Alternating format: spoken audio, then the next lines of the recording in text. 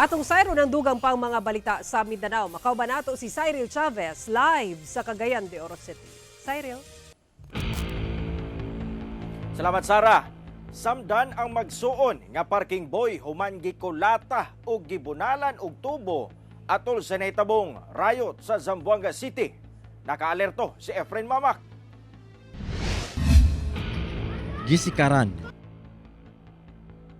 Ug doon na say nagpuspos og tubo. Kini ang nasinati sa nakaputi og t-shirt nga lalaki nga nakahigda na daan sa dalan. Samtang ang laing usa ka lalaki nga nakaping og t-shirt ginagukod sab sa uban pang kalalakinan nga dunay bitbit og tubo. Hangtod nga na corner og napuspusan sab kini. Ang maong riot nahitabo sa Governor Camins Avenue, Barangay Canilar, Zamboanga City alas 12 sa kadlawon adlong Miyerkules. Nasuta nga ang mga biktima magsuon nga parking boy nga nag-edad og 35 ug 26 anyos. Gilayon silang gipatambalan sa ospital.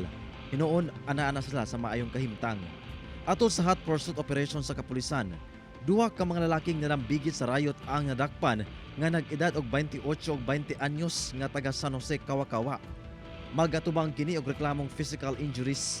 Samtang wala na naabtan sa kapulisan ang ubang mga nalambigit diyang nakaikyas na. Ginasuta pa ang hinungdan sa riot. With regard dito, sir, sa morning incident, sir, nagkakandak pa kami ng thorough investigation, sir, para ma-confirm talaga namin, sir, kung ano ba yung saan ba nag-umpisa yung away nila, sir. Ginakuhaan pa og pahayag ang mga nalambigit sa riot.